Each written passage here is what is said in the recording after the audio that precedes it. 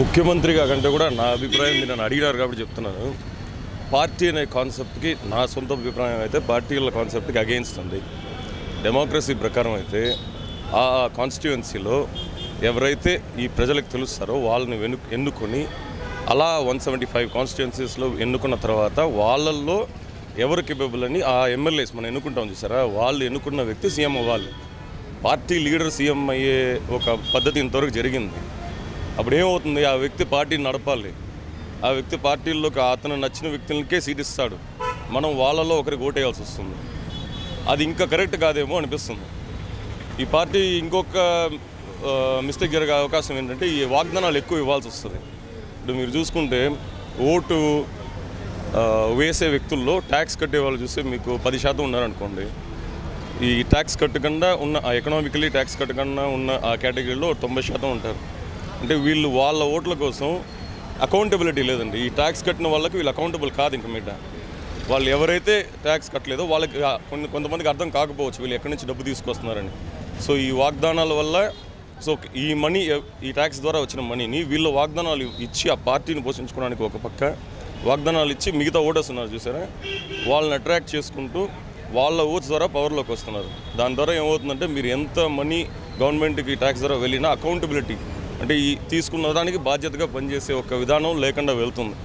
So నా దృష్టిలో అయితే ఒక లోకల్గా తెలిసిన వ్యక్తిని ఆ నియోజకవర్గంలో పార్టీకి సంబంధం లేకుండా ఎన్నుకుంటే, ఆ ఎన్నుకున్న తర్వాత ఎమ్మెల్యేలు ఒక సీఎంగా ఎన్నుకుంటే మనకి ఇంకా మంచి పాలన దొరుకుతుందని నేను అనుకుంటున్నాను. నా పర్సనల్ ఒపీనియన్ అంటే అవేర్నెస్ కదండి. ఇప్పుడు ఇంతకుముందు మనకు ఇంటర్నెట్ అంత అవైలబిలిటీ లేకుండా ఉన్నది. ఇప్పుడు దాని ద్వారా లోకల్ మన మీడియా ఛానల్స్ పెరిగినాయి.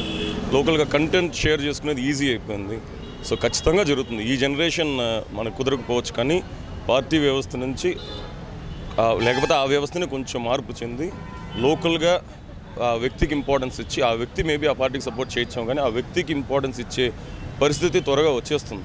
ఇప్పుడు జనసేన పవన్ కళ్యాణ్ తెలుస్తుంది మనకు, కానీ ఈ నియోజకవర్గంలో ఆ వ్యక్తికి ఇంపార్టెన్స్ ఉన్నా లేకపోయినా తన సీట్ ఇస్తే జనసేన మీద గెలిచే వాళ్ళు చాలామంది ఉండొచ్చు, లేకపోతే తెలుగుదేశం పార్టీ మీద గెలిచే వాళ్ళు చాలామంది ఉండొచ్చు.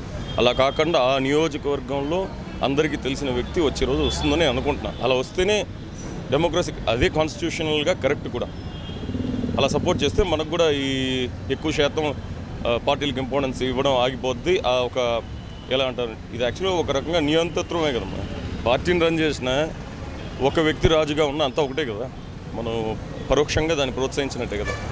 అది నా అభిప్రాయం. అవును, వస్తుంది నేను అనుకోండి. ఇప్పుడు ఎంతోమంది కాన్స్టిట్యూషనల్గా మనకు ఒక ఎమ్మెల్యే నాకు అది చేసి పెట్టండి అని చాలామంది లోకల్గా ఉన్నవాళ్ళు అది చేసి పెట్టండి ఇది చేసి పెట్టండి అని అడిగి, ఒకవేళ వాళ్ళు చేశారనుకోండి, ఆహా దేవుళ్ళ కొలిచి, ఈవెన్ మూవీస్ అలా చూపిస్తున్నాయి అనుకోండి, ఎంతోమందికి ఇది వాళ్ళ బాధ్యత. మనం ఎన్నుకున్న తర్వాత మనకు వాళ్ళు అకౌంటబుల్గా ఉన్నారు, ఈ కాన్స్టిట్యుయెన్సీకి ఇవన్నీ వాళ్ళు చెయ్యాలి అనేది ఎంతమందికి తెలుస్తుంది. ఇప్పుడు తెలియకపోవచ్చు, కానీ రాను రాను నెక్స్ట్ జనరేషన్ తెలుసుకుంటారని నేను అనుకుంటున్నాను. వాళ్ళు చేసినా కూడా వాళ్ళ డబ్బులు కాదు, వాళ్ళు మనకు లయబుల్ కాబట్టి వాళ్ళు చేస్తున్నారని తెలుసుకుంటారని అనుకుంటున్నాను. మంచి చేయడం ఏముందమ్మా, అది వాళ్ళ బాధ్యత కదా. నన్ను అడిగితే మంచిలే చెడు లేదు. కాన్స్టిట్యూషనల్గా ఒక ఎమ్మెల్యే పరిధిలో కొన్ని చేయగలుగుతాడు. మనం ఎంత గింజుకున్నా కొన్ని చేయలేడు. కొన్ని డిపార్ట్మెంట్ సంబంధించిన కొన్ని విషయాలు ఎమ్మెల్యే పరిధిలో ఉండవు. తనకని కొన్ని రైట్స్ ఉంటాయి కాన్స్టిట్యూషనల్గా, తనే అదే చేయగలుగుతాడు. అది కరెక్ట్గా చేస్తే చాలని నేను అనుకుంటున్నాను. అది చేయగలిగిన వ్యక్తి, ఆ నాలెడ్జ్ ఉన్న వ్యక్తి మనం ఎన్నుకుంటే మనకు చేసి ఇవ్వగలుగుతాడు. రెండు, ఇవి చేయగలను ఇవి చేయలేనని ఓపెన్గా చెప్పగలుగుతాడు. అలా కాకుండా ఇంతకుముందు అన్నట్టుగానే పార్టీ అనుకున్నారనుకోండి, చేయగలిగినా చేయలేకపోయినా పార్టీ సిద్ధాంతాలని జనాల్లో పుష్ చేయాల్సి వస్తుంది. అలా నడుస్తుంది. అలా కాకుండా ప్రజలు కూడా ఎమ్మెల్యే అంటే నాకు ఇవి చేయగలుగుతాడని ప్రజలే తెలుసుకుంటారు, చేయగలిగిన వ్యక్తిని ఎన్నుకుంటారు. తొందరలో జరుగుతుంది. ఇంతకుముందు ఎడ్యుకేషన్ సిస్టమ్ కన్నా ఇప్పుడు బుక్స్ ద్వారా నేర్చుకునేదానికన్నా బయట నుంచి ఇంటర్నెట్ నుంచి కానీ ఇతర వ్యక్తుల దగ్గర నుంచి కంటెంట్ షేరింగ్ మెకానిజంలో కానీ నేర్చుకునేవి ఎక్కువ శాతం ఉన్నాయి కాబట్టి త్వరగా రీచ్ అవుతుంది ఇన్ఫర్మేషన్. సో అలా తెలుసుకుంటారని అనుకుంటున్నాను. అంటే ఎవరో పడుచుకోకుండా ఉండరు. చంద్రబాబు నాయుడు అయినా, జగన్ అయినా, పవన్ కళ్యాణ్ అయినా ఎవరైనా వాళ్ళ పరిధిలో ఉన్నంతవరకు చేస్తారు. అది మళ్ళీ నా ఎంఫోసిస్ మళ్ళీ అదేమ్మా, మీరు ఎవరిని ఎన్నుకున్నా ఒకటే, కొంత చేస్తారు కొంత చేయలేరు. అది ఓపెన్ ఫ్యాక్ట్. అదే నా పర్సనల్ ఒపీనియన్లో వాగ్దానాలు బట్టి వెళ్ళనమ్మా. కాబట్టి మన రాష్ట్ర ఎంత రెవెన్యూ ఉంది, మన రాష్ట్రానికి ఇన్ఫ్రాస్ట్రక్చర్ మీద ఎవరైతే కాన్సన్ట్రేట్ చేస్తారో, వాగ్దానాలు మనం ఫ్రీబీస్ ఎక్కువ అవి చేస్తాం ఇవి చేస్తాం అని కాకుండా ఆ కాన్స్టిట్యుయెన్సీకి ఏ ఇన్ఫ్రాస్ట్రక్చర్ అయితే అవసరమో అది ప్రొవైడ్ చేస్తే నా రెవెన్యూ అక్కడే జనరేట్ అవుతుంది, పీపుల్కి అక్కడే డబ్బులు ఉత్పత్తి అవుతుంది. ఆ ఇన్ఫ్రాస్ట్రక్చర్ మీద కాన్సన్ట్రేట్ చేస్తాము అని నాకు తెలిసి అయితే ఏ పార్టీ కూడా ఇంతవరకు ప్రస్తావించలేదు అనుకుంటున్నాను.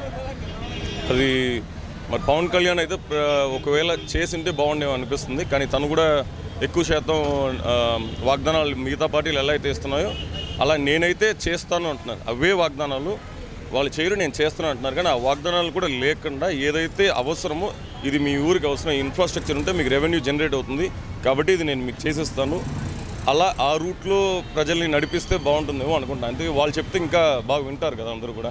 అంటే ప్రజలు జనరేట్ చేసుకోవడానికి మొదలు ఇన్ఫ్రాస్ట్రక్చర్ ఉండాలి కదా మరి. ఇప్పుడు తిరుపతి చుట్టుపక్కలని ఎన్ని ఐటీ కంపెనీస్ పెడదాము అవి ఇవి చెప్పినా కూడా ఎన్ని పెట్టినా కూడా ముందు ఇన్ఫ్రాస్ట్రక్చర్. ఇప్పుడు ఈ రోడ్డు ఎంత ట్రాఫిక్ ఒక 5 సంవత్సరాల ముందు ఇంత లేదు కదమ్మా. ఈ 5 years తర్వాత ఇంత అవసరం ఉంటుందని వాళ్ళకి తెలుసు కదా. ప్లాన్లో చెప్తున్నారు కదా ఐటీ కంపెనీలు 5 వస్తున్నాయని.